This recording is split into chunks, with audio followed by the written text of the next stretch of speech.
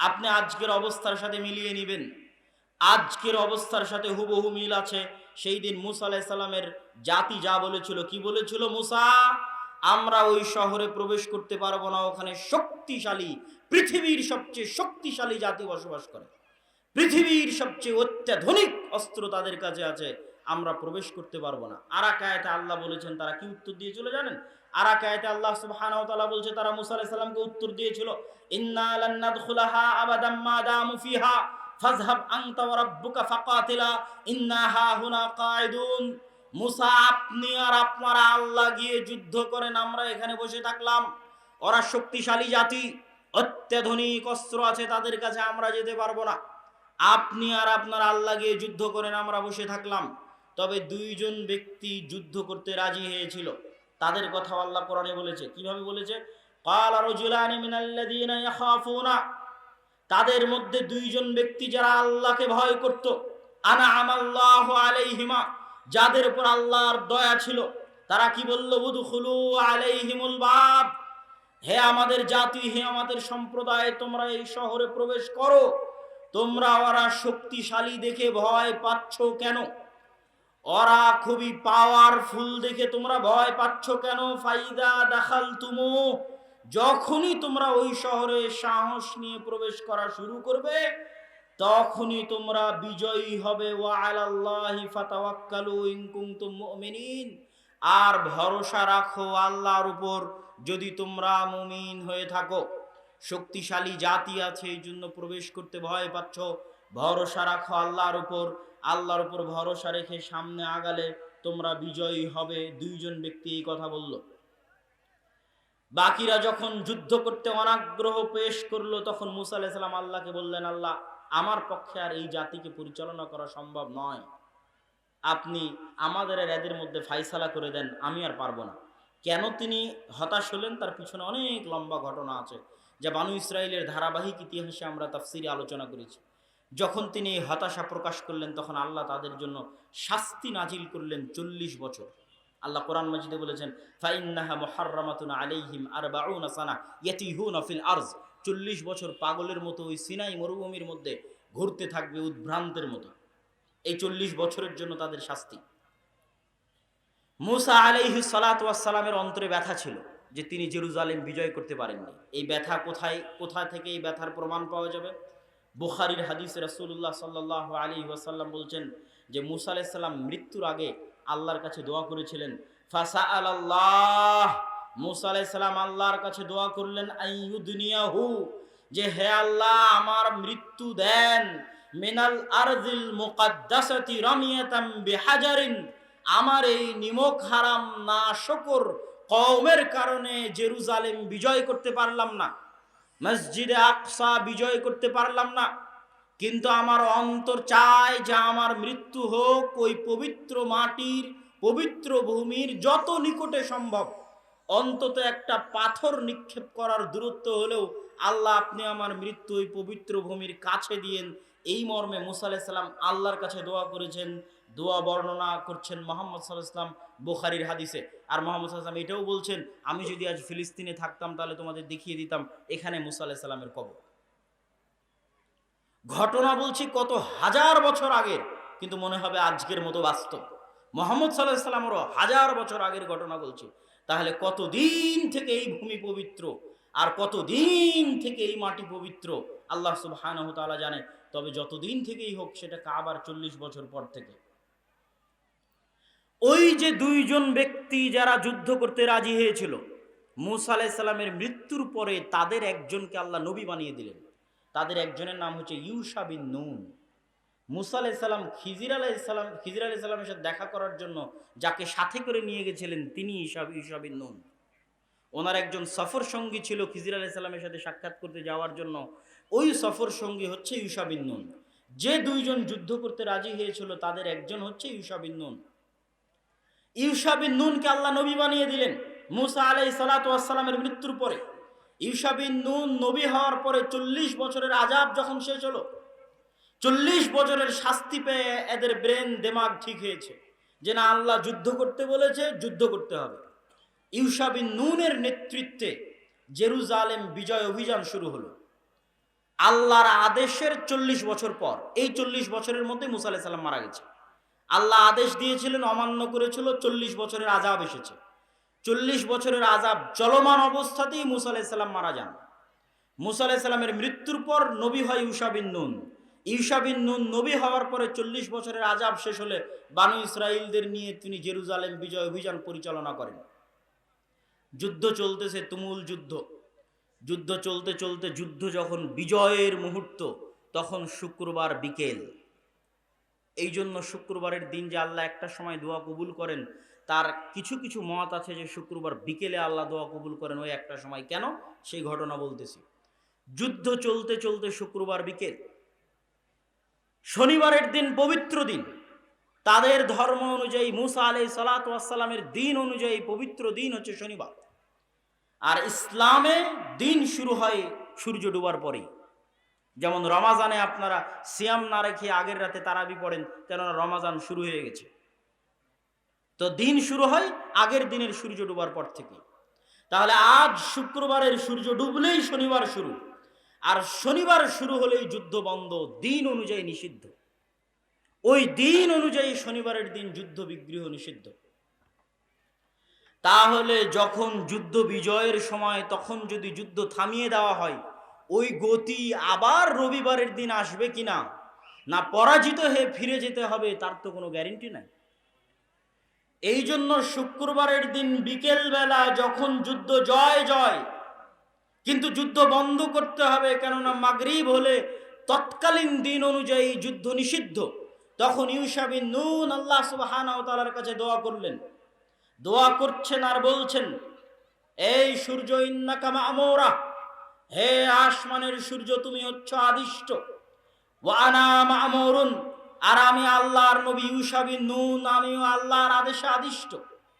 হে সূর্য, তোমাকে লক্ষ্য করে বলছি, আল্লাহ সুবহানাহু ওয়া তাআলার নিকটে দোয়া করে বলছি, আল্লাহুম্মা হবিসহা আলাইনা, হে আল্লাহ, আপনি আজকে জেরুজালেম মসজিদে আকসা বিজয় সম্পূর্ণ করতে দেওয়ার জন্য এই সূর্যকে থামিয়ে দিন। ইউশা বিন নুন আল্লাহ সুবহানাহু ওয়া তাআলার কাছে দোয়া করলেন, আল্লাহ, আজকে জেরুজালেম মসজিদে আকসা বিজয় করার জন্য আপনি সূর্যকে থামিয়ে দিন। রাসূলুল্লাহ সাল্লাল্লাহু আলাইহি ওয়াসাল্লাম বলছেন, আগের হাদিসটা বুখারীর হাদিস আর পরের হাদিসটা সহিহ মুসনাদে আহমদের হাদিস। রাসূলুল্লাহ সাল্লাল্লাহু আলাইহি ওয়াসাল্লাম বলছেন, ইন্নাশ শামসা লাম তুহবাস আলা বাশারিন ইল্লা লিউশা, পৃথিবী সৃষ্টি হওয়ার পর থেকে নিয়ে আল্লাহ কোনোদিন সূর্যকে থামিয়ে দেননি, মাত্র একজনের জন্য আল্লাহ সুবহানাহু ওয়া তাআলা সূর্যকে থামিয়ে দিয়েছিলেন। ইউশা বিন নুনের জন্য আল্লাহ সূর্যকে থামিয়ে দিয়েছিলেন, যাতে তারা মসজিদে আকসা বিজয় করতে পারে। হাদিস মুসনাদে আহমদ, সানাদ সহি। আর আগের হাদিস যেটা বললাম যে ইউশা বিন নুন আল্লাহর কাছে দোয়া করেছিল, সেটা বুখারীর হাদিস। পৃথিবীর ইতিহাসে প্রথমবারের মতো আল্লাহ সুবহানাহু ওয়া তাআলা সূর্যকে থামিয়ে দিলেন, শুধু জেরুজালেম মসজিদে আকসা বিজয় সম্পূর্ণ হবে এই জন্য। বুঝাচ্ছিলাম জেরুজালেমের গুরুত্ব কি, মসজিদে আকসার গুরুত্ব কি, তাও কত হাজার বছর আগের ইতিহাস আল্লাহ সুবহানাহু ওয়া তাআলা ভালো জানে। কিন্তু কোরআনে আল্লাহ সুবহানাহু ওয়া তাআলা বলেছে, হাদিসে আল্লাহর নবী বলেছে, এগুলো সবই আল্লাহর নবীর আগের ইতিহাস শোনাচ্ছিলাম।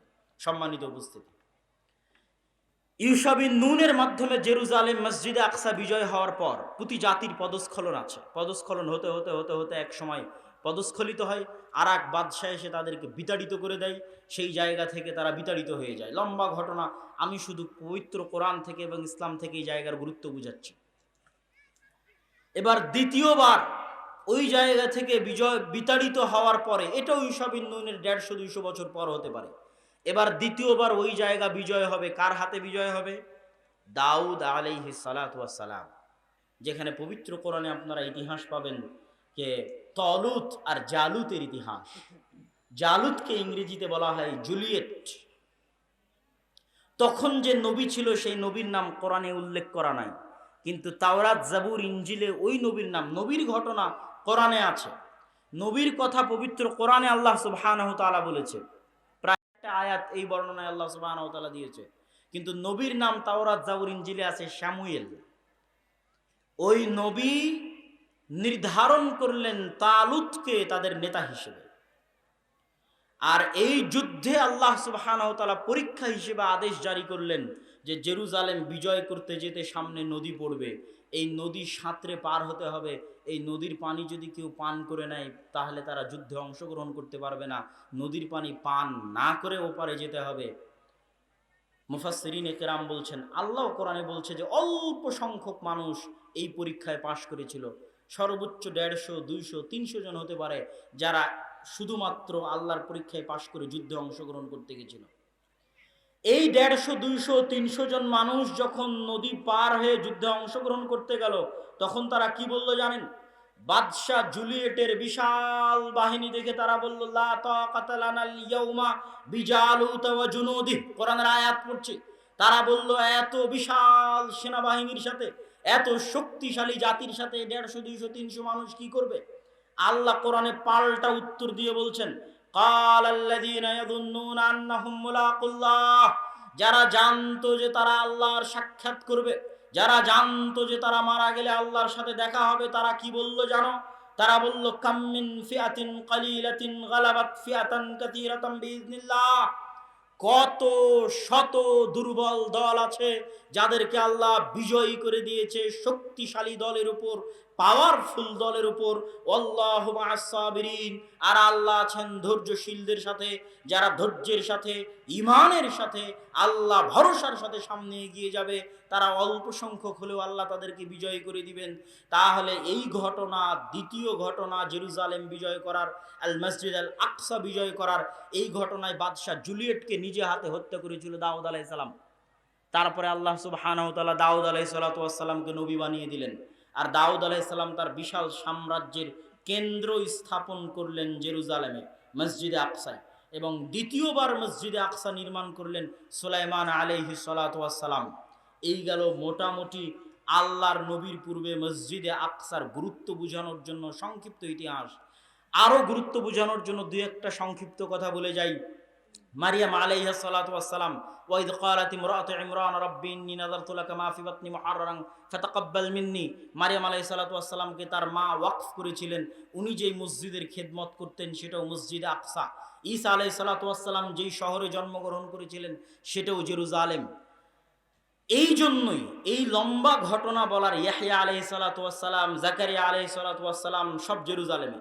এই লম্বা ঘটনা বলার পিছনে উদ্দেশ্য, সারমর্ম বাক্য যদি একটা সারমর্ম বাক্য বলি, তাহলে আজকের বিশ্ব যারা শাসন করছে, আজকের বিশ্বের ইহুদি হোক, খ্রিস্টান হোক, পাশ্চাত্যে যারা আছে, যেই হোক, তারা যদি সারা পৃথিবী দখল করে নেয় আর যদি জেরুজালেম তাদের হাতে না থাকে, তাহলে তাদের কাছে গোটা পৃথিবী নাই, এটা তারা মনে করবে। ঠিক মুহাম্মদ সাল্লাল্লাহু আলাইহি ওয়াসাল্লামের উম্মতে মুহাম্মাদি যদি সারা পৃথিবী দখল করে নেয় কিন্তু মসজিদে আকসা তাদের কাছে না থাকে, তাহলে সকল দিনের উপর ইসলামের প্রাধান্য, ইসলামের বিজয় প্রতিষ্ঠিত হবে না। তার কারণ হচ্ছে এই যে পাস্ট, যে ধারাবাহিক ইতিহাস বলে আসলাম, কেননা পৃথিবীতে যত দিন আছে, যত দিনের অনুসারী আছে, সকল দিনের অনুসারী মানুষের কাছে এটাই হচ্ছে সবচেয়ে পবিত্র স্থান। যত দিন আছে, ইহুদি, খ্রিস্টান, মুসলমান, আর এটাকে কেন্দ্র করেই পৃথিবীর শেষ সময়গুলোতে যত বড় বড় যুদ্ধ হবে, সব যুদ্ধ হবে শামে, সব যুদ্ধ হবে এই মাটিতে, এই ভূমিতে। যে রাসূল সাল্লাল্লাহু আলাইহি ওয়াসাল্লামের কিয়ামতের পূর্ব মুহূর্তের যে হাদিসগুলো আছে, সেই হাদিসগুলো থেকে স্পষ্টভাবে বোঝা যায়। সুতরাং সকল ধারা বিবরণীতে এই কথা স্পষ্ট যে মসজিদে আকসা এবং জেরুজালেমের গুরুত্ব সীমাহীন এবং অপরিসীম। এবার আমরা আসি মুহাম্মদ সাল্লাল্লাহু আলাইহি ওয়াসাল্লামের জীবনীতে। মুহাম্মদ সাল্লাল্লাহু আলাইহি ওয়াসাল্লামের জীবনীতে 3টে থেকে 4টে ঘটনা আছে, যেই ঘটনাগুলো জেরুজালেমের সাথে যুক্ত, মসজিদে আকসার সাথে যুক্ত। এক, গলিবাতির রোম। পবিত্র কোরআনে আল্লাহ সুবহানাহু ওয়া তাআলা বললেন রোমরা বিজয় হবে। এই আয়াত অবতীর্ণ হওয়াতে আবু বকর, ওমর, উসমান তারা খুশি হলেন। কেন খুশি হলেন? এর প্রেক্ষাপট আপনাদেরকে সংক্ষেপে বুঝতে হবে। এর সংক্ষিপ্ত প্রেক্ষাপট হচ্ছে, পারস্যের অগ্নিপূজকরা মসজিদে আকসা দখল করে নিয়েছিল, জেরুজালেম দখল করে নিয়েছিল। তাদের হাত থেকে যখন পারস্যরা, অগ্নিপূজকরা যখন মসজিদে আকসা দখল করে নিয়েছিল, তখন মক্কার মুশরিকরা খুশি হয়েছিল, আর মক্কায় থাকা মুহাম্মদ সাল্লাল্লাহু আলাইহি ওয়াসাল্লামের সাহাবীরা কষ্ট পেয়েছিল। আবার যখন রোমানরা, বাইজেন্টাইন রোমান সাম্রাজ্য, ইস্তাম্বুল, কনস্টান্টিনোপল, কুস্তুনতুনিয়া থেকে তারা এসে আবার যখন মসজিদে আকসা তাদের দখলে নিয়ে নিল, তারা হলো খ্রিস্টান, তখন মক্কায় থাকা মুসলমানরা হয়ে গেল খুশি। ঘটনা দেখেন, ঘটনাটা বুঝেন, যে যখন পারস্যের অগ্নিপূজকরা মসজিদে আকসা দখলে নিচ্ছে, মক্কায় থাকা মুশরিকেরা খুশি, আর মক্কায় থাকা মুসলমানেরা কষ্ট পাচ্ছে। ঘটনা ঘটতেছে হাজার বছর, হাজার মাইল দূরে। এবার পারস্যের অগ্নিপূজকদের কাছ থেকে যখন রোমান খ্রিস্টানরা মসজিদে আকসার দখল নিচ্ছে, সেটার কথা আল্লাহ কোরআনে বলছে গুলিবাতের রুম। আর মক্কায় বসে মুহাম্মদ সাল্লাল্লাহু আলাইহি ওয়াসাল্লাম খুশি হচ্ছে, মক্কায় বসে মুসলমানেরা খুশি হচ্ছে। ঘটনা কি? এখান থেকেই বোঝা যায় যে আকীদা যেটাই হোক, যদি মুসলমানদের হাতে থাকে তাহলে এটাতে খুশি হওয়া যাবে, এটাতে সহযোগিতা করা যাবে, এই চেষ্টায় সহযোগিতা করা যাবে। তার দলিল এখানে যে মুহাম্মদ সাল্লাল্লাহু আলাইহি ওয়াসাল্লাম অগ্নিপূজকদের হাত থেকে খ্রিস্টানদের কাছে মসজিদে আকসা থাকবে, এটাতে তিনি খুশি। দলিল কোরআনের আয়াত। এটা গেল এক। দুই, সুবহানাল্লাযী আসরা বিআবদিহি লাইলাম মিনাল মাসজিদিল হারামি ইলাল মাসজিদিল আকসা আল্লাযী বারাকনা হাওলাহু। ওই সত্তার পবিত্রতা বর্ণনা করছি যিনি মক্কা থেকে তার বান্দা মুহাম্মদ সাল্লাল্লাহু আলাইহি ওয়াসাল্লামকে নিয়ে গেছেন মসজিদে আকসায়, যেই মসজিদে আকসার চারিদিকে বরকত দিয়ে ঘেরা আছে। আল্লাহু আকবার।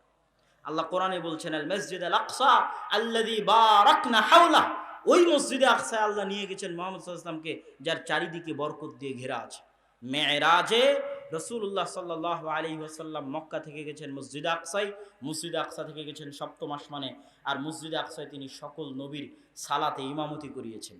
এটা হলো রাসূল সাল্লাল্লাহু আলাইহি ওয়াসাল্লামের জীবনে মসজিদে আকসার সাথে ইসলামের সম্পর্ক, মসজিদে আকসার সাথে উম্মতে মুহাম্মাদীর সম্পর্ক। তৃতীয় এবং আশ্চর্য সম্পর্ক, তৃতীয় এবং আশ্চর্য, অতি আশ্চর্য, অতি আশ্চর্য, সেটা হচ্ছে মুহাম্মদ সাল্লাল্লাহু আলাইহি ওয়াসাল্লাম জন্মের পর থেকে জানেন কাবা সবচেয়ে পবিত্র। তার বাপ, তার দাদা, তার 14 গোষ্ঠী, তার আদি পিতা ইসমাইল এবং তার আদি পিতা ইব্রাহিম মিলে কাবা তৈরি করেছে। তার দাদা কাবার রক্ষক, তিনি জন্মের পর থেকে জানেন কাবা সবচেয়ে পবিত্র। সেই কাবার পাশে দাঁড়িয়ে আল্লাহ তাকে সালাত আদায় করতে বলছেন মসজিদে আকসা মুখী হয়ে। কাবার পাশে দাঁড়িয়ে আল্লাহ মুহাম্মদ সাল্লাল্লাহু আলাইহি ওয়াসাল্লামকে বলছেন আপনি সালাত আদায় করেন মসজিদে আকসা মুখী হয়ে। অথচ তখন মুহাম্মদ সাল্লাল্লাহু আলাইহি ওয়াসাল্লাম মক্কায়, তখন মুহাম্মদ সাল্লাল্লাহু আলাইহি ওয়াসাল্লাম কাবার পাশে, আর জন্মের পর থেকে তিনি জানেন যে এই কাবা সবচেয়ে পবিত্র।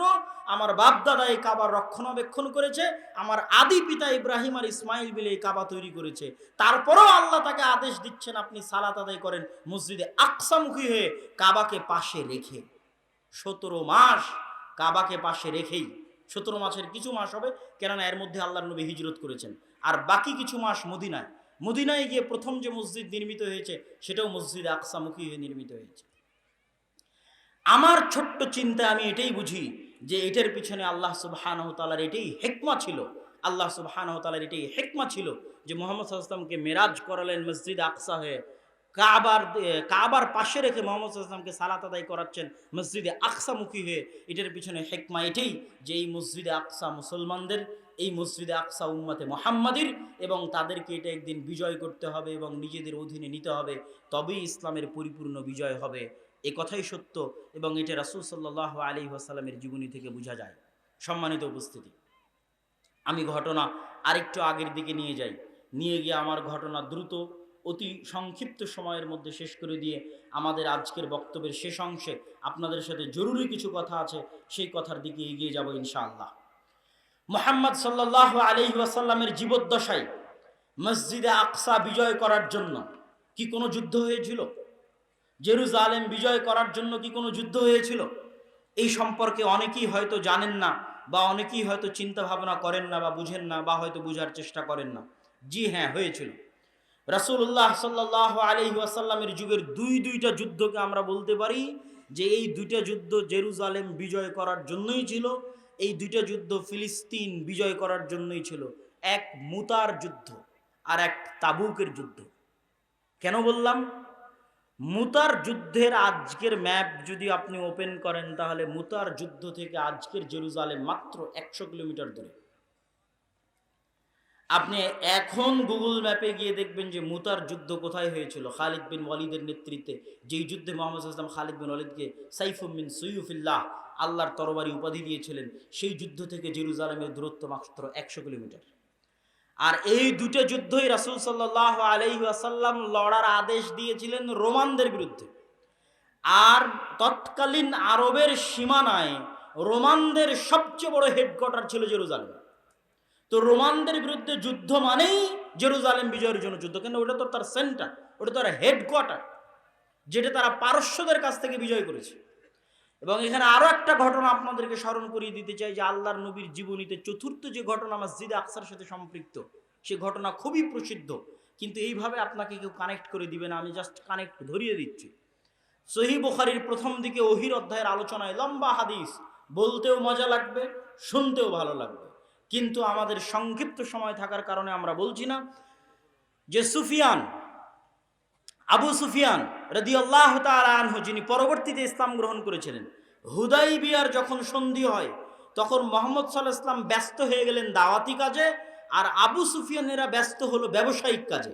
তো আবু সুফিয়ানেরা ব্যবসা করতে চলে গেছে জেরুজালেমে ব্যবসা করতে গেছে। জেরুজালেমের তৎকালীন বাদশাহ তথা গোটা রোমান এম্পায়ারের বাদশাহ স্বপ্নে দেখছে যে তার রাজত্ব দখল করে নিবে যারা খাতনা করে, আরবের মধ্যে যারা খাতনা করে। সংক্ষিপ্তভাবে হাদিস বলে দিচ্ছি যে আরবের মধ্যে কারা খাতনা করে, তার মাথা নষ্ট। সে পরের দিন সব পাদ্রীদের জমা করলো, কারা খাতনা করে, বলে ইহুদিরা ছাড়া আর কেউ খাতনা করে তো আমরা জানি, বল না আরবের মধ্যে কারা খাতনা করে, আশপাশে কোনো আরব থাকলে ধরে নিয়ে আসো। আশপাশে আরব পাওয়া গেল, আবু সুফিয়ানকে ধরে নিয়ে আসা হলো, তোমরা খাতনা করো তো? বলে হ্যাঁ, ইব্রাহিম আলাইহিসসালামের সুন্নাত, বললাম না ইব্রাহিম আলাইহিসসালামের এক ছেলে মক্কায় ছিল ইসমাইল, তার বংশধর মুহাম্মদ সাল্লাল্লাহু আলাইহি ওয়াসাল্লাম, তারা খাতনা করে। তো বলে ঘটনা কি বলো তো? বলে ঘটনা এই মুহাম্মদ সাল্লাল্লাহু আলাইহি ওয়াসাল্লামের লম্বা ঘটনা, মুহাম্মদ সাল্লাল্লাহু আলাইহি ওয়াসাল্লামের বিষয়ে তার জিজ্ঞাসা, তার উত্তর, মুহাম্মদ সাল্লাল্লাহু আলাইহি ওয়াসাল্লামের আগে কি কেউ রাজা ছিল, মুহাম্মদ সাল্লাল্লাহু আলাইহি ওয়াসাল্লামের আগে কি কেউ নবী ছিল, এগুলো সব জিজ্ঞেস করছে বাদশা হিরাক্লিয়াস। কেন জিজ্ঞেস করছে? উনি উত্তরে বলছেন, মুহাম্মদ সাল্লাল্লাহু আলাইহি ওয়াসাল্লামের আগে যদি কেউ নবী থাকতো তোমরা বলতে, তাহলে আমি মনে করতাম যে তার বাপদাদার দেখা দেখে ওও নবী দাবি করেছে, কিন্তু মুহাম্মদ সাল্লাল্লাহু আলাইহি ওয়াসাল্লামের আগে ইসমাইলের বংশে আর কেউ নবী দাবি করেনি। সুতরাং এটা তো আমি বলতে পারছি না যে মুহাম্মদ কারো দেখা দেখি নবী দাবি করছে সাল্লাল্লাহু আলাইহি ওয়াসাল্লাম। মুহাম্মদ সাল্লাল্লাহু আলাইহি ওয়াসাল্লামের আগে তার বংশে কেউ রাজা ছিল? আবু সুফিয়ান বলছে না, মুহাম্মদ সাল্লাল্লাহু আলাইহি ওয়াসাল্লামের আগে তার বংশে কেউ রাজা ছিল না। হিরাক্লিয়াস বলছে যদি তুমি বলতে যে মুহাম্মদ সাল্লাল্লাহু আলাইহি ওয়াসাল্লামের আগে তার বংশে কেউ রাজা ছিল, তাহলে বলতাম বাপদাদার রাজত্ব ফিরে পাওয়ার জন্য নবী দাবি করেছে। এইভাবে একের পর এক তার জিজ্ঞাসা চলতেছে আর উত্তর চলতেছে, জিজ্ঞাসা উত্তর চলতে চলতে হিরাক্লিয়াস বসে আছে কোথায়? জেরুজালেমে। বসে আছে কোথায়? মসজিদে আকসার পাশে। বসে আছে কোথায়? ফিলিস্তিনে। ওখানে বসে সে বলছে, তোমার কথা যদি সত্য হয়ে থাকে তাহলে আজ আমি যেই মাটিতে বসে আছি এই মাটিও একদিন ওই নবীর অধীনে চলে যাবে। বলেন আল্লাহু আকবার। এটাও রাসূল সাল্লাল্লাহু আলাইহি ওয়াসাল্লামের জীবদ্দশায় মসজিদে আকসার সাথে মুহাম্মদ সাল্লাল্লাহু আলাইহি ওয়াসাল্লামের সম্পর্ক, যে মসজিদে আকসা তখন যে শাসন করছে, যেই রোমান বাদশা শাসন করছে, সে বলছে যে এই মাটি তোমার কথা যদি সত্য হয়ে থাকে তাহলে যিনি নবী দাবি করেছে মক্কায় তার অধীনে একদিন চলে যাবে। সম্মানিত উপস্থিতি, রাসূল সাল্লাল্লাহু আলাইহি ওয়াসাল্লামের জীবদ্দশায় দুইটা যুদ্ধ ছিল জেরুজালেম বিজয় করার জন্য, এক মুতা আর এক তাবুক। এটা এইভাবে আপনাকে কেউ বলে দিবে না, কিন্তু আমি কোন প্রেক্ষাপট থেকে বললাম সেটাও আপনাদের কাছে স্পষ্ট করে দিলাম যে এটার পিছনের প্রেক্ষাপট কি। মুতা এবং তাবুকের যুদ্ধের পর রাসূল সাল্লাল্লাহু আলাইহি ওয়াসাল্লামের মৃত্যুর পর যখন আবু বকর রাদিয়াল্লাহু তাআলা আনহু খেলাফতের দায়িত্ব গ্রহণ করলেন, খেলাফতের দায়িত্ব গ্রহণ করে উম্মতে মুহাম্মাদির মধ্যে যারা যাকাত অস্বীকার করলো, উম্মতে মুহাম্মাদির মধ্যে নতুন নবুয়তের দাবিদার করলো, তাদের বিরুদ্ধে বিশাল যুদ্ধ তিনি পরিচালনা করলেন, শক্তিশালী ভয়ঙ্কর যুদ্ধ। সেই যুদ্ধ থেকে ফিরি হয়েই তিনি এবার নির্দেশ দিলেন, তোমরা জেরুজালেম বিজয় করো, মসজিদে আকসা বিজয় করো। আবু বকর রাদিয়াল্লাহু তাআলা আনহু, আবু বকর রাদিয়াল্লাহু তাআলা তার জীবদ্দশায় সম্ভব হয়নি। তারপরে ওমর রাদিয়াল্লাহু তাআলা আনহু এসে ওই নির্দেশ অব্যাহত রাখলেন, কিন্তু ওমর রাদিয়াল্লাহু তাআলা আনহু এসে একটা বিধান পরিবর্তন করলেন। খালিদ বিন ওয়ালিদকে প্রধান সেনাপতির পদ থেকে সরিয়ে আবু উবাইদা ইবনুল জাররাহকে প্রধান সেনাপতির পদে দায়িত্ব দিয়ে দিলেন। আবু উবাইদা ইবনুল জাররাহ একদিকে যুদ্ধ করছে, খালিদ বিন ওয়ালিদ আর একদিকে যুদ্ধ করছে। যুদ্ধ চলতে চলতে চলতে চলতে একটা পর্যায়ে রোমানদের সাথে সবচেয়ে বড় যুদ্ধ, রোমানদের বিরুদ্ধে ইসলামের ইতিহাসে যেই যুদ্ধের অল্প কিছুদিন পরেই মুসলমানেরা জেরুজালেম বিজয় করতে পেরেছে, সেটা হচ্ছে ইয়ারমুকের যুদ্ধ। ইয়ারমুকের যুদ্ধে অসংখ্য শত শত সাহাবী মৃত্যুবরণ করেছিলেন। 3 লক্ষ রোমান সেনার বিরুদ্ধে সেই দিন যুদ্ধ হয়েছিল, ইয়ারমুকের যুদ্ধ। ইয়ারমুকের যুদ্ধের দিন যদিও স্ট্যান্ডিং পোস্টে প্রধান সেনাপতি আছে আবু উবাইদা ইবনুল জাররাহ, কিন্তু আবু উবাইদা ইবনুল জাররাহ রোমানদের 3 লক্ষ বিশাল সেনাবাহিনীর সামনে মাত্র 12,000 সৈন্য নিয়ে যুদ্ধ করতে সাহস করছিলেন না। তিনি পাল্টা চিঠি লিখে পাঠালেন ওমর রাদিয়াল্লাহু তাআলা আনহু বরাবর, আমিরুল মুমিনিন, খলিফাতুল মুসলিমিন, যদি আপনি সাহায্য না পাঠান আর যদি আমরা যুদ্ধে পরাজিত হই, মুসলমানেরা যদি পৃষ্ঠ প্রদর্শন করে, তাহলে এটা কুফরি হবে, নিজের দিন থেকে ফিরে যাওয়া হবে। অতএব আপনি অনুগ্রহ করে দয়া করে মদিনা থেকে সাহায্য স্বরূপ সেনাবাহিনী পাঠান। ওমর রাদিয়াল্লাহু তাআলা আনহু সেনাবাহিনী না পাঠিয়ে পাল্টা চিঠিতে লিখে পাঠালেন, ওমর রাদিয়াল্লাহু তাআলা আনহু লিখে পাঠালেন, ফালা তুহাওবিলান্নাকা কাসরাতুহুম ওয়ালা তুওয়াহিশান্নাকা কিল্লাতাল মুসলিমিন ফাইন্নাল্লাহা মাআকুম ওয়া লাইসা কালিলাম মিনাল্লাযীনা কানাল্লাহু মাআহুম। ওমর রাদিয়াল্লাহু তাআলা আনহু পাল্টা একজন সৈন্য না পাঠিয়ে শুধু চিঠির উল্টা পিঠে লিখে পাঠালেন, তোমাদেরকে যেন রোমানদের সংখ্যাধিক্য ভীতি না দেয়, আর মুসলমানদের অল্প সংখ্যা যেন তোমাদেরকে চিন্তাগ্রস্ত না করে, জেনে রাখো আল্লাহ যার সাথে আছে তারাই সংখ্যাধিক্য, আর আল্লাহ যার সাথে নাই তারা সংখ্যাধিক্য নয়। বলেন আল্লাহু আকবার। ইয়ারমুকের যুদ্ধে মুসলমানদের বিজয় হলো, যদিও স্ট্যান্ডিং তখন প্রধান সেনাপতি আবু উবাইদা ইবনুল জাররাহ, কিন্তু খালিদ ইবনুল ওয়ালিদের সাথে পরামর্শ করলেন যে আমিরুল মুমিনিন তো সাহায্য পাঠালো না, কি করা যায়? খালিদ বিন ওয়ালিদ বলছে, আপনাকে একটা কথা বলবো, শুনবেন? তো বলে, হ্যাঁ বলেন, শুনবো। বলে, আজকের জন্য আমাকে দায়িত্ব দেন, এই যুদ্ধ পরিচালনার আজকের একদিনের জন্য দায়িত্ব আপনি আমাকে দেন। যদিও আপনি প্রধান সেনাপতি, কিন্তু আজকে যুদ্ধ পরিচালনার দায়িত্ব আমার। আবু উবাইদা ইবনুল জাররাহ বললেন, ঠিক আছে, আজকের যুদ্ধ আপনি পরিচালনা করবেন। খালিদ বিন ওয়ালিদ নিজে প্রধান সেনাপতির দায়িত্ব নিয়ে টানা 6 দিন যুদ্ধ হয়েছিল ইয়ারমুকের যুদ্ধের পরে মুসলমানেরা একের পর এক, আজকের যে গাজার নাম শুনছেন, এই গাজা বিজয় হলো, হাইফা বিজয় হলো, আশেপাশের যত শহর আছে সব শহর বিজয় করে মুসলমানেরা ধীরে ধীরে একদম জেরুজালেম মসজিদে আকসার চারিদিকে একত্রিত হয়ে গেল। মসজিদে আকসার চারিদিকে যখন একত্রিত হলো মুসলমানেরা, তখন সাহাবী ছিল 4,000। কত হাজার? 4,000 সাহাবী ছিল সেই দিন। কিন্তু যেহেতু মুসলমানেরা কখনোই মসজিদে আকসার চুল পরিমাণ ক্ষতি হোক, এই জন্য পাল্টা ভিতরে ঢুকে সেখানে রক্ত প্রবাহিত হোক, দুইবার মুসলমানেরা মসজিদে আকসা বিজয় করেছে। একবার ওমর রাদিয়াল্লাহু তাআলা আনহুর আমলে, একবার সালাহুদ্দিন আইয়ুবীর আমলে। একবারও 1 ফোঁটা রক্ত প্রবাহিত হয়নি জেরুজালেমে, 1 ফোঁটাও না, একবারও না। এই জন্য মুসলমানেরা শহরের ভিতরে প্রবেশ করলো না। তারা বারবার প্রধান পাদ্রী বরাবর দূত পাঠাতে থাকলো, চাবি সমর্পণ করেন, আত্মসমর্পণ করেন। তো লম্বা ঘটনা সংক্ষিপ্ত করে বক্তব্য শেষের দিকে চলে যাব। পাদ্রী বের হয়ে এসে দেখে, তোমাদের প্রধান সেনাপতিকে? তো বলে, আবু উবাইদা ইবনুল জাররাহ। উনি ওনার তাওরাত, জাবুর, ইনজিল যা কিতাবাদি ছিল তা খুলে দেখে, না, এনার হাতে তো জেরুজালেম বিজয় হবে না। তখন আবু উবাইদা ইবনুল জাররাহের সাথে উনি পার্সোনালি কথা বললেন। পার্সোনালি কথা বলতে গিয়ে জানতে পারলেন আমিরুল মুমিনিন খলিফাতুল মুসলিমিন ওমর ইবনুল খাত্তাব আছেন মদিনায়। তার পূর্ণ বিবরণী শুনে উনি বললেন, হ্যাঁ, ইনি সেই ব্যক্তি যার হাতে জেরুজালেম বিজয় হবে, আপনি তাহলে তাকে ডেকে পাঠান, আমি তার হাতেই চাবি সমর্পণ করব। তখন আবু উবাইদা ইবনুল জাররাহ চিঠি লিখে পাঠালেন ওমর ইবনুল খাত্তাবের নিকটে যে আপনি আসলে জেরুজালেমের চাবি আপনার হাতে সমর্পণ করা হবে। ওমর ইবনুল খাত্তাব পাল্টা চিঠি লিখলেন, আনা আতি, আমি আসতেছি। আর ওই যে বিশাল ঐতিহাসিক ঘটনা আপনারা জানেন যে ওমর রাদিয়াল্লাহু তাআলা আনহু একজন রাখাল নিয়ে, একজন গোলাম নিয়ে সমগ্র রাস্তা অতিক্রম করলেন। কখনো তিনি উটের পিঠে আর কখনো রাখাল উটের পিঠে। এই রাস্তাটা ছিল সেই রাস্তা যেটা তিনি মদিনা থেকে ফিলিস্তিন গেছিলেন, যেটা তিনি মদিনা থেকে মসজিদে আকসা গেছিলেন। এটা ছিল সেই রাস্তা, সেই রাস্তার ঘটনা, এবং ঘটনা ঐতিহাসিকভাবে সত্য।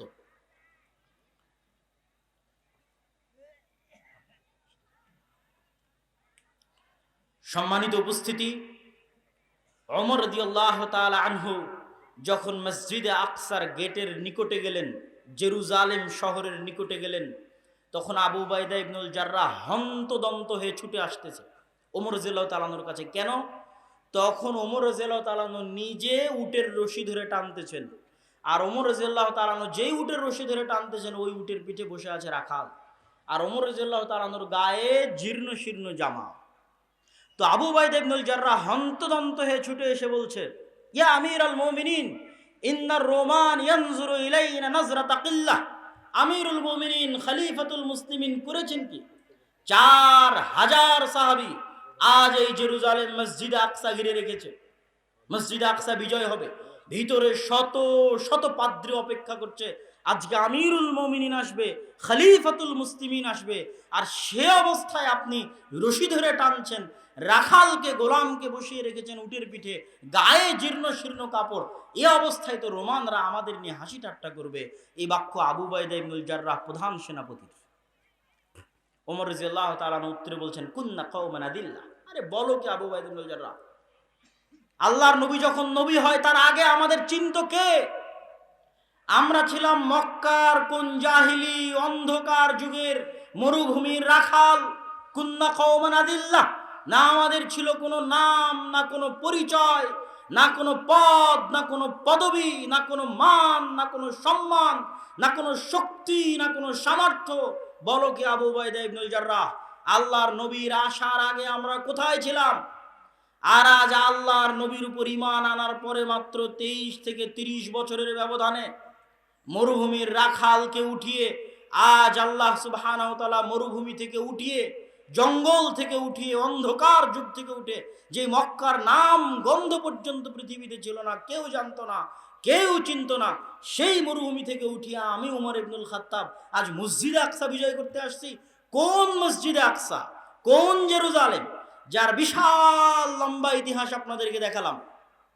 কোথায় ইব্রাহিম আলাইহিস সালাম, কোথায় লূত আলাইহিস সালাম, কোথায় ইসহাক আর ইয়াকুব, কোথায় মুসা আলাইহিস সালাম এই জেরুজালেম বিজয় করতে চেয়ে পারলেন না, সিনাই মরুভূমিতে মারা গেলেন। কোথায় ইউশা বিন নুন, যেই জেরুজালেম বিজয় করার জন্য আল্লাহ সূর্য থামিয়ে দিলেন। কোথায় দাউদ আর সুলাইমান আলাইহিসসালাতু ওয়াসসালাম, যারা এই জেরুজালেম বিজয় করলেন এবং এখানে তাদের পৃথিবীর সবচেয়ে শক্তিশালী সাম্রাজ্যের, যে নবীদেরকে আল্লাহ সবচেয়ে শক্তিশালী সাম্রাজ্য দিয়েছিল, সেই সাম্রাজ্যের রাজধানী স্থাপন করেছিলেন এই শহরে। কোথায় তারা? কোথায় মারিয়াম আলাইহিসসালাতু ওয়াসসালাম, যিনি এই মসজিদের খাদেম ছিলেন?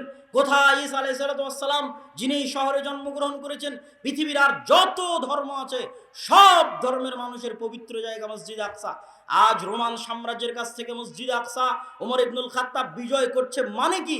মানে গোটা পৃথিবী বিজয় করে নিচ্ছে, মানে গোটা খ্রিস্টানদের কাছে সকল কিছু হারিয়ে ফেলছে। পৃথিবীর ইহুদিরা সকল কিছু হারিয়ে ফেলছে, পৃথিবীর খ্রিস্টানেরা সকল কিছু হারিয়ে ফেলছে। আর আমি ওমর ইবনুল খাত্তাব ছিলাম কোথায়? আল্লাহর নবীর আসার আগে ছিলাম কোথায়? আর আজ আছি কোথায়? এটা কি কাপড় দিয়ে? এটা কি আমি উটের রশি ধরে টানছি এটা দিয়ে? আর আমার রাখাল উটের পিঠে বসে আছে এটা দিয়ে? আযযানাল্লাহু বিল ইসলাম ওয়া বিল কিতাব। আল্লাহ আমাদেরকে আজকে এই সম্মান দিয়েছে, এই ইজ্জত দিয়েছে, এই ক্ষমতা দিয়েছে, এই শক্তি দিয়েছে ইসলামের কারণে, কোরআনের কারণে। বলেন আল্লাহু আকবার। আজকে মুসলমানেরা বিজয় করতে পারে না কেন ভাই? মুসলমানেরা মাজলুম কেন? মুসলমানদের মধ্যে ইসলাম নাই, মুসলমানদের মধ্যে কোরআন নাই। শক্তি দিয়ে, সামর্থ্য দিয়ে এই জেরুজালেম কোনোদিন বিজয় হয়নি। ইউশা বিন নুন শক্তি সামর্থ্য দিয়ে জেরুজালেম বিজয় করেনি, ঈমান দিয়ে, আমল দিয়ে, তাওয়াক্কুল দিয়ে বিজয় করেছে। আল্লাহ সূর্য থামিয়ে দিয়েছে। দাউদ আলাইহিস সালাতু ওয়াস সালাম শক্তি সামর্থ্য দিয়ে জেরুজালেম বিজয় করেনি, মাত্র 300 জন, মাত্র 300 জন নিয়ে তিনি জেরুজালেম বিজয় করেছেন। তালুত এবং দাউদ আলাইহিস সালাতু ওয়াস সালাম জালুতের বিরুদ্ধে। কিসের ভিত্তিতে? আল্লাহর দয়া, আল্লাহর রহমত, ঈমান, আমল, আকীদার ভিত্তিতে, তাকওয়া এবং পরহেজগারিতার ভিত্তিতে। ওমর রাদিয়াল্লাহু তাআলা আনহু জেরুজালেম বিজয় করেছে কিসের ভিত্তিতে? ওমর রাদিয়াল্লাহু বলে দিচ্ছে যে আমি কিসের ভিত্তিতে জেরুজালেম বিজয় করছি। না কাপড় চোপড়ের শান শওকত, না ক্ষমতার শান শওকত, না টাকা পয়সার ক্ষমতা, বরং ঈমানের জোর, আমলের জোর, আল্লাহ ভরসার জোর, আল্লাহ ভীতির জোর, তাকওয়া পরহেজগারিতার জোর। আর ওই তাকওয়া পরহেজগারিতা, ওই আল্লাহ ভীতি, ওই আল্লাহ ভরসা, ওই আমল, ওই আকীদা যতদিন পর্যন্ত মুসলমানদের মধ্যে না আসবে, ততদিন পর্যন্ত মুসলমানেরা যতই চেষ্টা করুক তারা জেরুজালেম মসজিদে আকসা বিজয় করতে পারবে না। আমল নাই, মুখে নাই দাড়ি, প্যান্ট টাকনুর নিচে পর্দা নাই, এইরকম বেআমল দিয়ে, বেতাকওয়া দিয়ে, বেপরহেজগারিতা দিয়ে আল্লাহ সুবহানাহু ওয়া তাআলা জেরুজালেম বিজয় দিবেন না। আল্লাহ সুবহানাহু ওয়া তাআলা ওই রকমই নেতা পাঠাবেন, ওই রকমই দায়িত্বশীল পাঠাবেন, ওই রকমই পরহেজগার কওম তৈরি করবেন, ওই রকমই তাকওয়াবান জাতি তৈরি করবেন, যাদের হাতে তিনি বিজয় দিবেন। যদি নাই হয় কোনোদিন, তাহলে ঈসা আলাইহিস সালামের সাথে, ইমাম মাহদির সাথে যারা তাকওয়া পরহেজগারিতা, আল্লাহ ভীতি, আল্লাহ ভরসা নিয়ে সামনে আগাবে, তাদের হাতে আল্লাহ সুবহানাহু ওয়া তাআলা বিজয় দিবে। এই জন্য আমি মুসলমানদেরকে অনুরোধ করতে চাই, পৃথিবীর মুসলমানদেরকে, বাঙালিদেরকে, বাংলাদেশিদেরকে, যে এই কথা আপনারা যত দ্রুত বুঝবেন, যে মিছিল দিয়ে নয়, হ্যাঁ প্রতিবাদ ভালো জিনিস, বাহ্যিক কাজের প্রতিবাদ ভালো জিনিস, কিন্তু আপনি মিছিল দিয়ে মসজিদে আকসা বিজয় করতে পারবেন না। আপনি ফেসবুকে পোস্ট দিয়ে মসজিদে আকসা বিজয় করতে পারবেন না।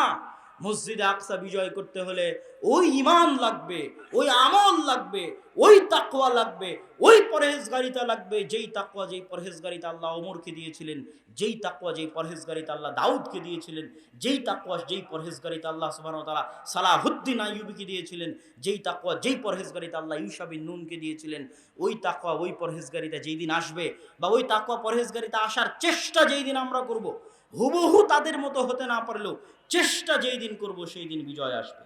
সম্মানিত উপস্থিতি, আমি আমার বক্তব্যের শেষের দিকে এসে আপনাদের উদ্দেশ্যে জরুরি দুটো কথা। আজকের এই অনুষ্ঠান আমি মনে করি ইতিহাসের পাতায় ঐতিহাসিকভাবে লিখে রাখার মতো অনুষ্ঠান। কেন? আমি যখন থেকে প্রোগ্রাম করছি 2020 সাল থেকে, 2020 সালের জানুয়ারি থেকে, তথা 3 বছর, এই 3 বছরের অভিজ্ঞতায় আমি দেখেছি আমার শ্রদ্ধেয় পিতা আব্দুর রাজ্জাক বিন ইউসুফের প্রোগ্রামের পিছনে লক্ষ্য উদ্দেশ্য থাকে দাওয়াতি কাজ। দাওয়াতি কাজ লক্ষ্য উদ্দেশ্য থাকে দেখেই তিনি কোনোদিন মানুষের কাছে হাদিয়া এবং পাথেয় মর্মে চুক্তি করেননি। কিন্তু যারা তাদেরকে প্রোগ্রামের জন্য নিয়ে যায়, তাদের সকলের উদ্দেশ্য সব সময় দাওয়াতি কাজ থাকে না। এটা আমার 3 বছরের অভিজ্ঞতা। বরং আমাদের দেশে চলমান প্রোগ্রামগুলোর দুটো লক্ষ্য উদ্দেশ্য। কমিটি কিছু আদায় করবে, বক্তা কিছু হাদিয়া পাবে, এই মর্মে একদিনের সম্পর্কের ভিত্তিতে প্রোগ্রাম হয়।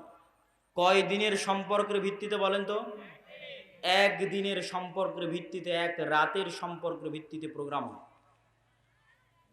কিন্তু আমি দেখলাম যে আমার শ্রদ্ধেয় পিতার নিয়ত দাওয়াতি কাজ, এই নিয়তে তার কোনো ত্রুটি নাই।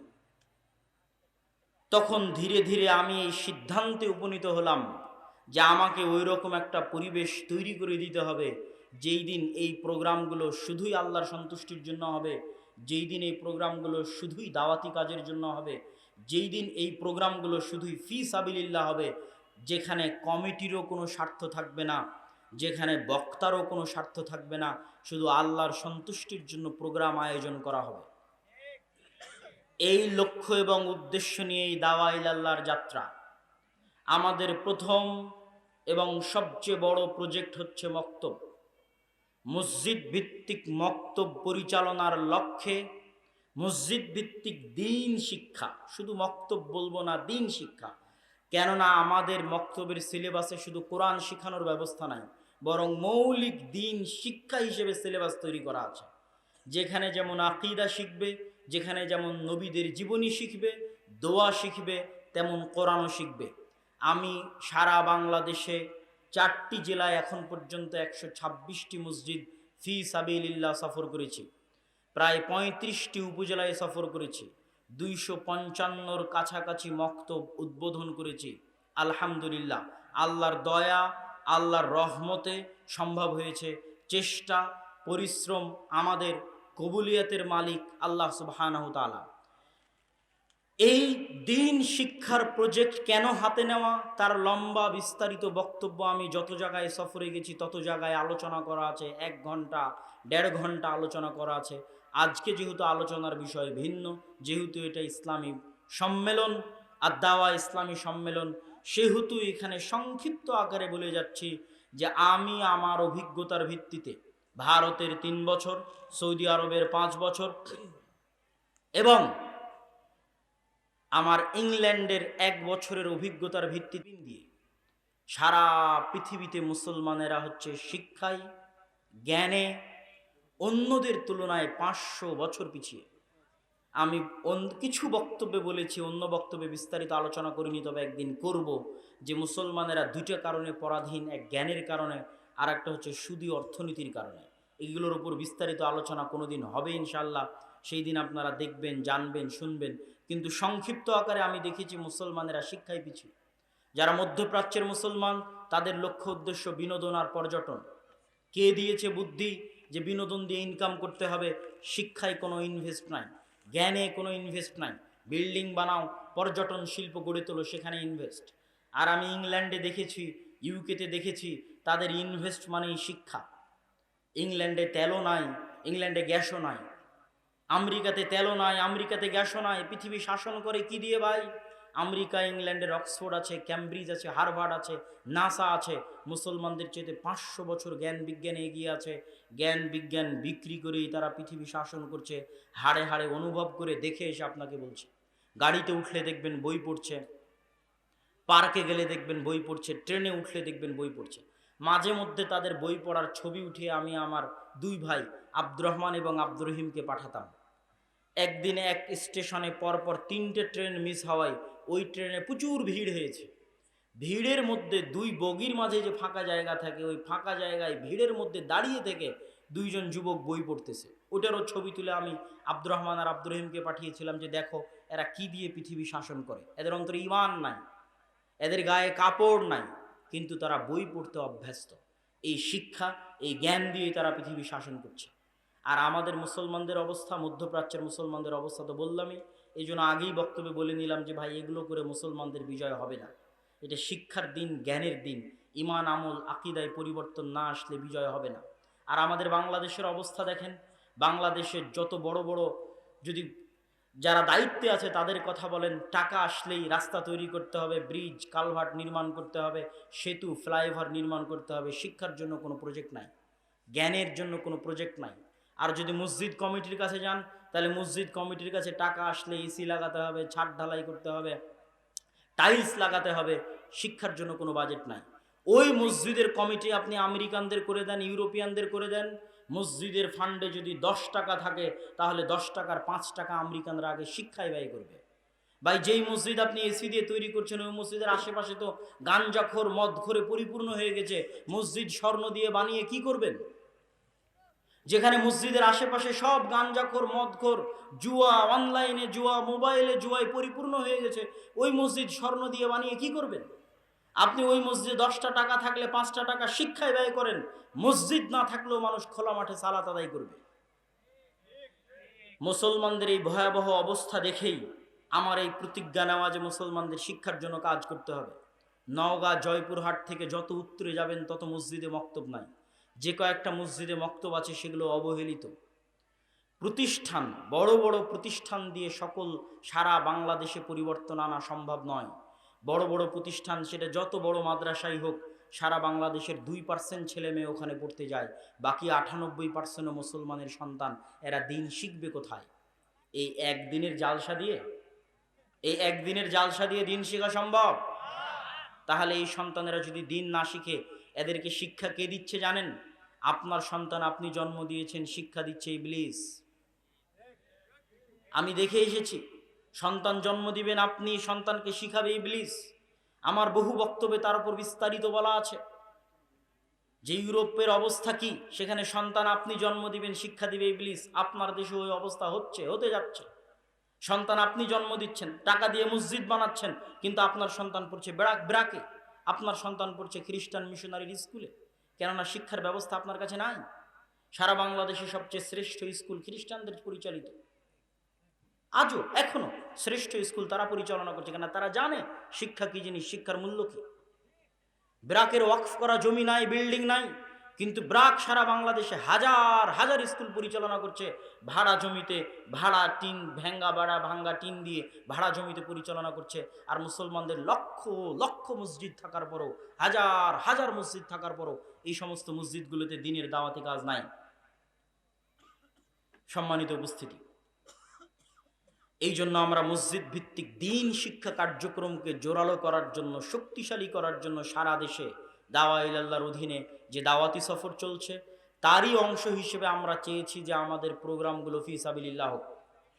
এবং আমি, আপনারা আমার জন্য দোয়া করবেন। আমার অন্তরের একটা ইচ্ছা, আজকে যেহেতু প্রথম আর দাওয়া ইলাল্লাহর অধীনে প্রথম প্রোগ্রাম পত্নীতলাতেই, এখানে আজকে আপনাদের এটা প্রথম প্রোগ্রাম, এবং আজকের প্রোগ্রামে বাপ বেটা আমরা ফি সাবিলিল্লাহ এসেছি।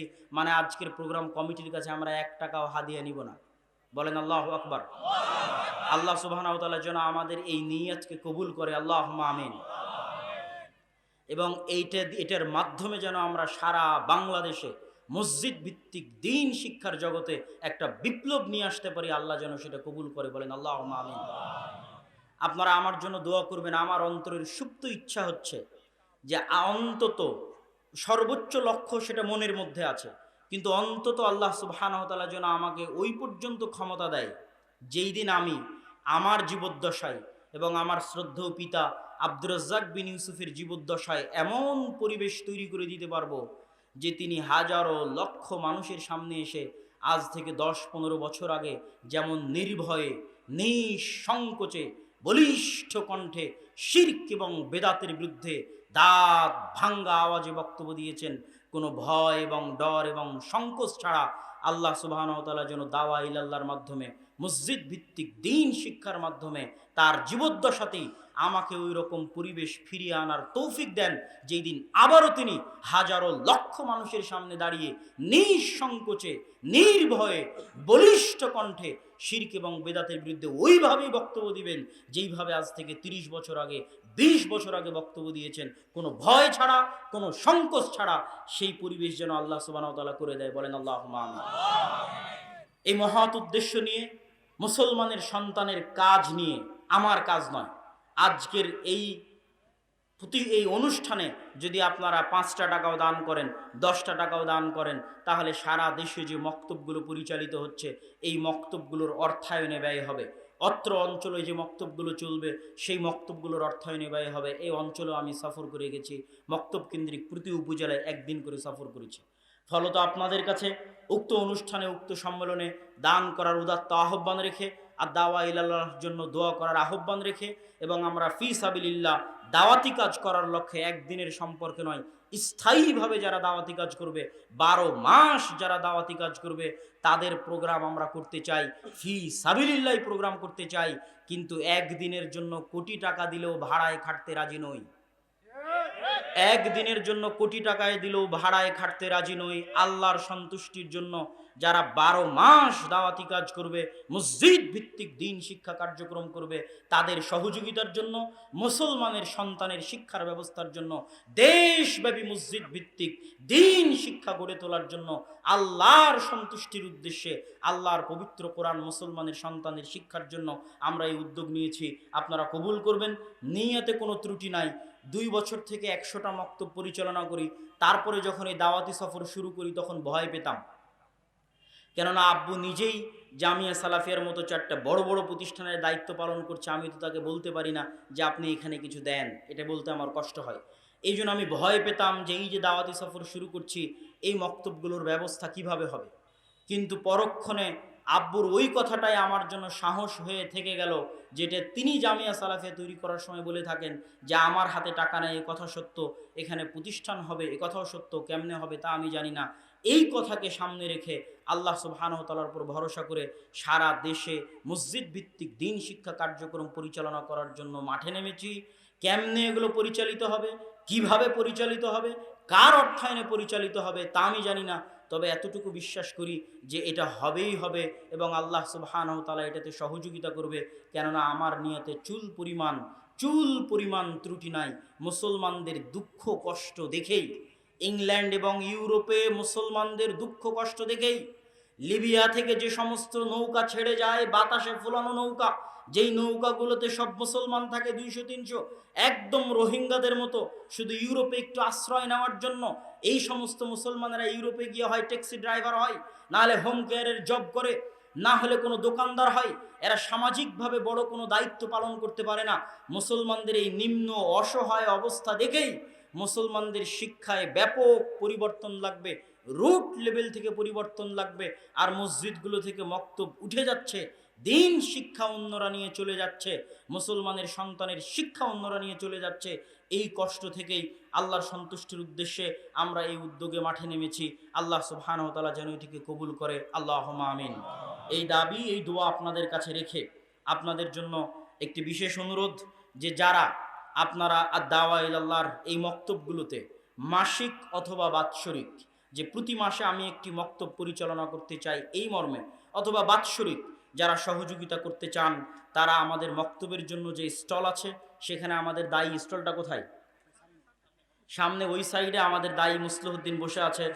আপনারা যাওয়ার সময় সেখানে দেখা করবেন এবং সেখানে আপনাদের নাম যারা আগ্রহী তারা অবশ্যই লিখে দিয়ে যাবেন। আল্লাহ সুবহানাহু ওয়া তাআলা কবুল করুক। এই বলে আমি আমার সংক্ষিপ্ত বক্তব্য এখানেই শেষ করছি। ওয়া আখিরু দাওয়ানা আনিল হামদুলিল্লাহি রাব্বিল আলামিন। আসসালামু আলাইকুম ওয়া রাহমাতুল্লাহ।